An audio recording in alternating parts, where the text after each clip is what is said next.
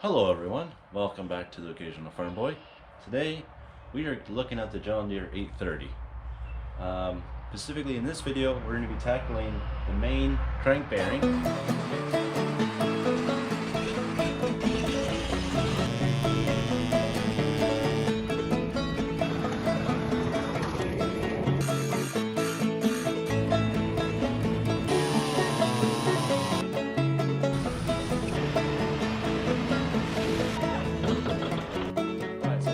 A quick rundown of where it's come from and all that kind of stuff. So I bought it from a gentleman about 10 kilometers from here, drove it home and noticed there's a few problems when you disengage the clutch. The brake pad wouldn't contact the clutch well enough because there's too much play in the clutch. And when I took that off, I also noticed that there was some teeth missing out of this gear, and as well as the 6 pinion gear down at below here. So we took this whole side cover off. It's laying down there, and then I noticed that there's a little bit of play. There, I'll show you guys. There's a little bit of play in the crank. So I want to use this tractor as a real tractor, but I'd rather have everything working more or less better than it is right now. And this is why it's gotten to the state where it's been. So, with that, parts is another problem with these tractors. This is a 1959's tractor, John Deere 830, and you can't just go to the local John Deere store and get all the parts. They do have suppliers that they can get parts from, but they're more or less expensive. Well, there's a guy named Peter from Route 64, and these are one of the few parts he was able to get me. He has access to over 20 suppliers across North America. And every single part I asked for, I just gave him part numbers, he was able to find it. Not a problem. Even a gear like this one, all chipped and everything, he was able to get gears like that. And I'll show you all the parts I was able to get from him. So this is the part. These are the parts. We got gaskets, the big gaskets. We got clutch, bushing bearing. We got pinion gear. We got these for the clutch. More clutch bits. More clutch bits, all clutch, oil retainers and stuff, more retainers, this big bearing here, steering wheel bearing, or bushing, this big gear over here. So it's not just John Deere parts, 830 parts that he deals with a variety of different tractors and that kind of stuff. So, and he even has his own 730 that he has, and so he knows quite a bit of tractors, and he's definitely seen a few more tractors than I have. Definitely, and he just does it as a hobby, part-time. It's not a full-time job or anything. He's not trying to make a profit. He's just trying to help out tractor enthusiasts to get their tractor back in the field. Well, with all that said, let's hit to the live action. So first off the bat, we have 8 bolts holding on this bearing, and every single one has one of these safety tabs bent over each rib of the bolt.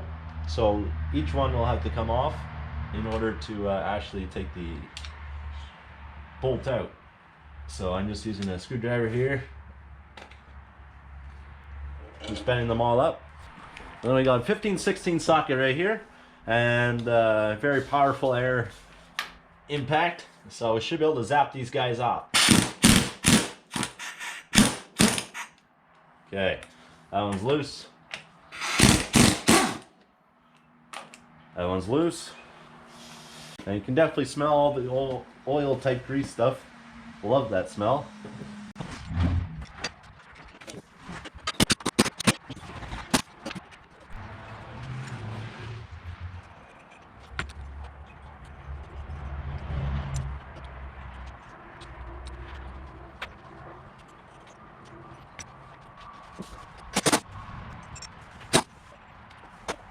So the next process of this puzzle is to remove this cast iron holding here for that bearing, and to do that I'm just going to put my screwdriver in there and just start pounding on it,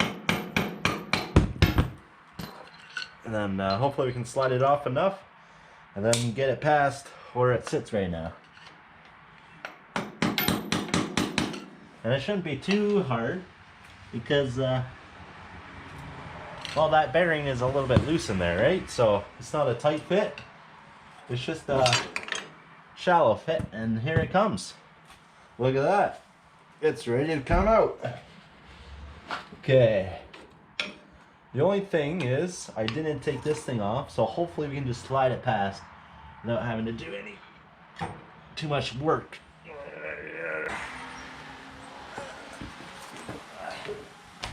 Oh, that's out. That's heavy, and look at my hands. They're black now. Wow, Lise. Alright.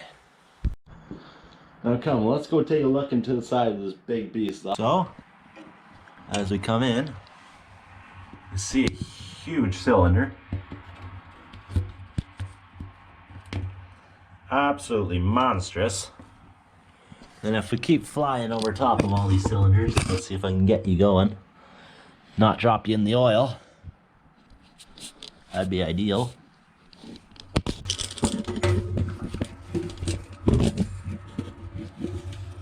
So you check out that piston. And you can still see there's machining marks right on that cylinder wall. So that's real good news that these pistons look amazing. You can see the outside wall of this guy. Looks absolutely good. So now if we take a look inside this bearing here, we see we have a little bit of wear on here. But the interesting thing is, the hole over here doesn't line up with that oil hole, and that oil hole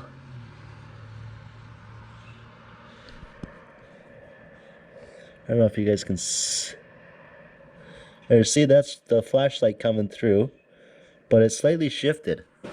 If you look here, there's a pin that's supposed to hold this pin right there, which is supposed to hold the bearing in place. It looks like it shifted a little bit, so that's kind of weird, interesting as well at the same time. But this one here, one thing we have to do is this one here has to get machined down just a bit. You can see this one here was already machined down. You can see it has a really small chamfer on it.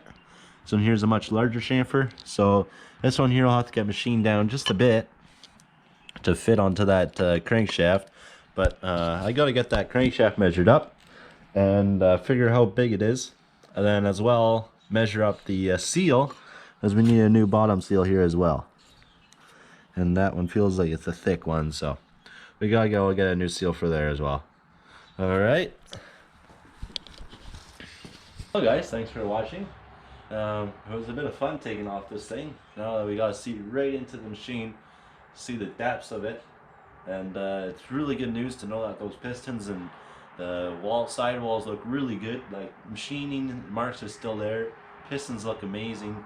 A few maybe micro lines, but other than that, it looks beautiful in there. Yeah, this crank here, it feels fine. I feel a few lines, but there's no big sway waves in here, so that's good news as well. Yeah, so all we gotta do is get this bearing machine down and press it into this thing, push it back together, and then we're on our way.